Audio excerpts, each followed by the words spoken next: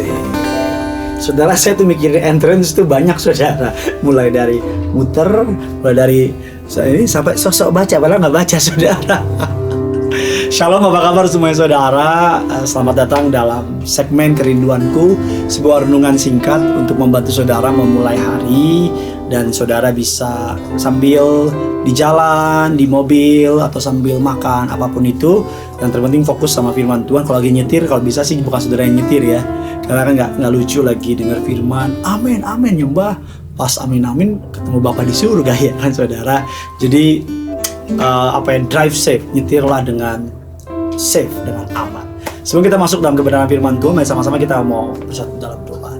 Tuhan Yesus yang baik, terima kasih untuk kebaikan-Mu dalam hidup kami. Kami mau siapkan hati kami untuk diberkati oleh kebenaran firman Tuhan hari ini. Di dalam nama Tuhan Yesus. Amin.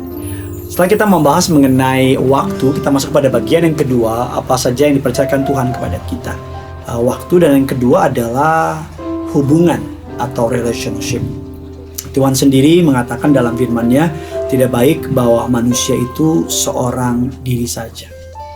Jadi memang dari awal kita diciptakan bukan untuk hidup sendiri. Nggak ada orang yang bisa hidup sendiri. Even Tarzan, saudara, yang terkenal filmnya itu, dia tetap butuh pihak lain. Even though itu hanya sekedar atau hanya binatang di hutan. Tidak ada manusia yang bisa hidup sendiri.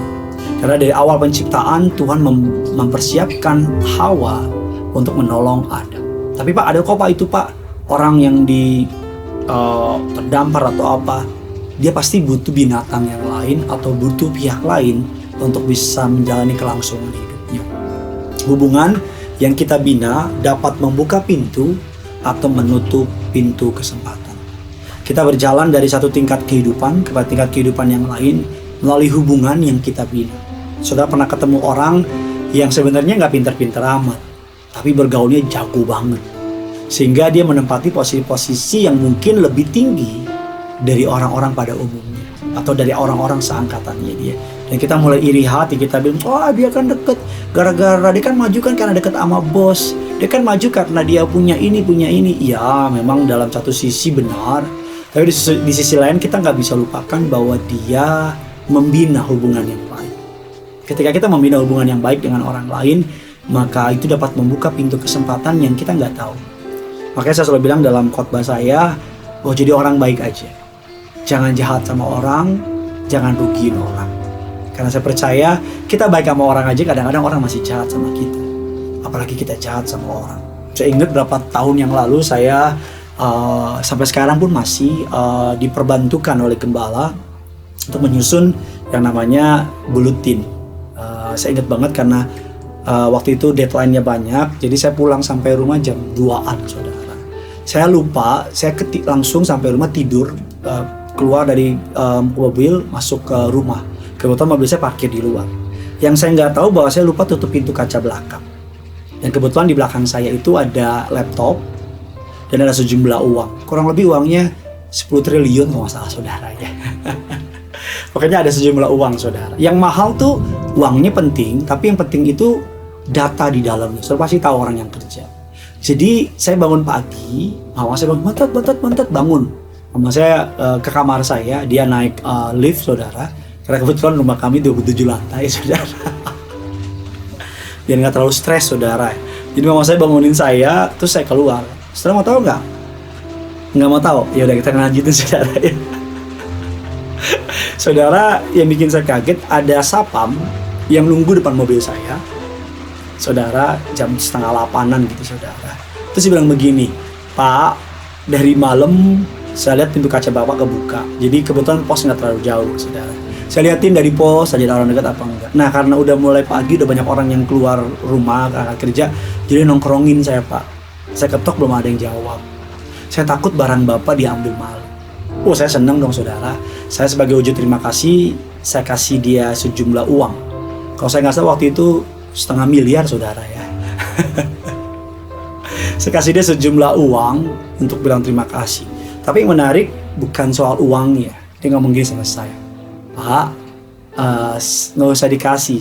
Bapak tuh baik sama saya. Bapak tuh udah banyak jadi berkah buat saya. Karena saya belajar dari mama saya Setiap kali, walaupun itu tugas dia bukain pintu, tutup pintu, saudara, saya selalu sisipin duit ke dia. Kadang kalau makan, saya sengaja bungkusin makanan dan saya kasih sama dia. Dan kalau lebaran, pokoknya enak deh saudara, lebaran atau Natal dapat dua-duanya. Saya kasih bingkisan dan seringkali saya suka ngobrol. Memang saya orangnya suka banyak omong juga saudara. Jadi kadang-kadang saya berhenti parkir ngobrol 20 menit, 30 menit. Kadang saya makan bakso, dia lewat, ayo bang makan bakso bareng. Saya nggak sedang memuji diri saya, enggak. Tapi ini saya terima dari orang tua saya. Dan itu yang menjadi bagian. Contoh yang lain, satu hari di Jakarta, seluruh tukang sampah mogok, kok saya nggak salah saudara. Atau mungkin bukan seluruh kali ya, mungkin setidaknya di daerah rumah saya. Dan tukang sampah itu mogok karena mungkin minta pembayaran. Seluruh orang nggak diambilin sampah. Saudara mau tahu nggak sampah siapa yang diambilin? Cuman rumah saya yang diambilin. Kenapa? Karena setiap kali tukang sampah datang ke rumah saya, mama pasti kasih makan, kasih minum, kasih kue, kasih duit. Dan yang lebih penting dari itu bukan makan minum kue, tapi mama selalu bilang, makasih ya mam, makasih ya. Oleh karena itu kita perlu mengerti bahwa orang yang mengelola hubungan dengan baik akan mengelola berkat yang baik. Tadi kita melihat bahwa kita memperhatikan mengusahakan dan mengelola. Kata mengusahakan dan memelihara, kata memelihara dalam terjemahan Inggrisnya to keep, yang artinya memelihara. Artinya bukan saja mengusahakan, tapi kita harus mengembangkan, menjadikannya lebih baik. Memelihara artinya menjaga pada kondisi yang sama. The best way to keep something is to work it. Cara terbaik untuk memelihara segala sesuatu adalah dengan mengusahakannya.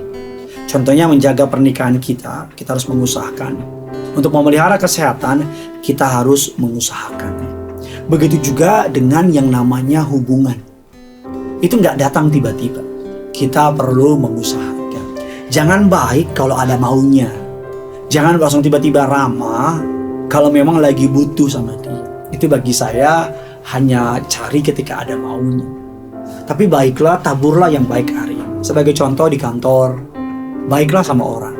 Tolonglah orang. We never know if someday atau suatu hari kita mungkin butuh dia. Baiklah sama orang. Tolonglah orang, bantulah orang. Mungkin orang itu nggak bales, tapi suatu hari yang namanya tidak ada perbuatan baik yang luput dari Tuhan. Oleh karena itu, Amsal 13:20 bilang demikian. Siapa bergaul dengan orang bijak menjadi bijak, tapi siapa berteman dengan orang bebal menjadi malang. Orang bijak jadi bijak, orang bebal jadi malang. Artinya kita perlu juga bukan saja mengusahakan hubungan kita, tapi juga memperhatikan orang-orang yang mendekat dengan kita.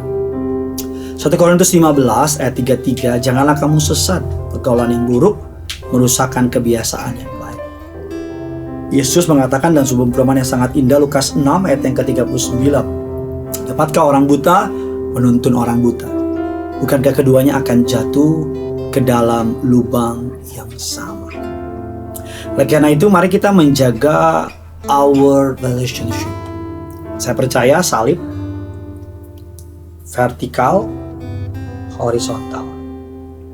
Bukan hanya hubunganmu sama Tuhan yang perlu kau jaga, tapi hubunganmu dengan sesama yang perlu kau jaga. Saya tadi di tempat olahraga ketemu sama seorang bule, saudara, dia dari Belgium, namanya Wim. Terus dia ngobrol, dia bilang gini sama saya, I hear you are a celebrity. No, I'm not celebrity. Yeah. I hear you are a pastor or priest. Yes gitu. Saya bilang saya pendeta, saya hamba Tuhan. Terus dibilang gini sama saya, ini saya nggak kurang-kurang, nggak lebih-lebih. Sebuah kalimat begini, I'm glad you are not insane like the others. Saya senang kamu tuh nggak gila kayak yang lain. Sebenarnya kenapa emang?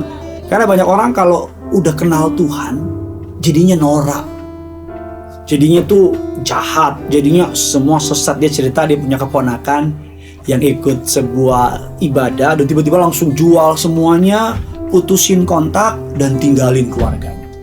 Saya bilang sama dia, when we believe in God, ketika kita percaya sama Tuhan, efeknya kita akan menjadi a better person, menjadi pribadi yang jauh lebih baik. Oleh karena itu, mari perhatikan bagaimana hubunganmu sama orang lain. Ingat, tabur yang buruk hari ini sama orang, kau akan tua yang buruk di hari depan. Jadilah orang baik kepada siapapun orang-orang yang di luar sana. Selamat bekerja, selamat menjalankan hidup. Jangan pernah lupa, yang punya surga crazy in love with you. Mari sama-sama kita datang sama Tuhan.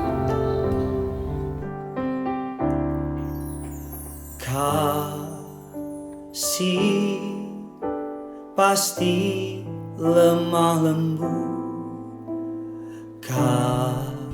kasih pasti memaafkan, kasih pasti murah hati.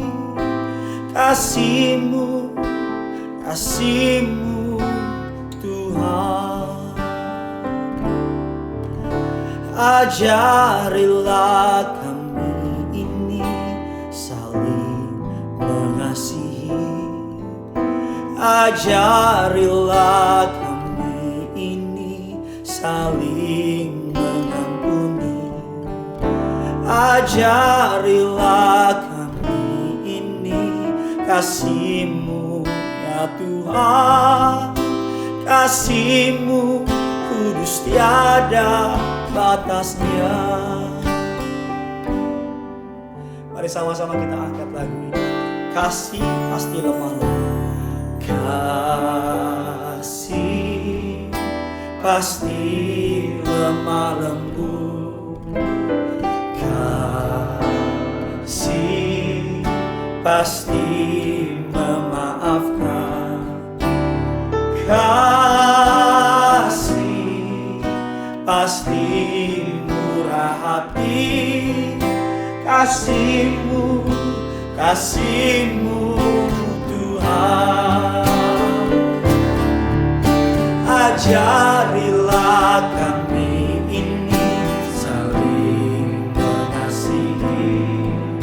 Ajarilah kami ini saling mengampuni. Ajarilah kami ini kasih-Mu ya Tuhan. Kasih-Mu kudus tiada batasnya. Ajarilah kami, ajarilah kami saling mengasihi.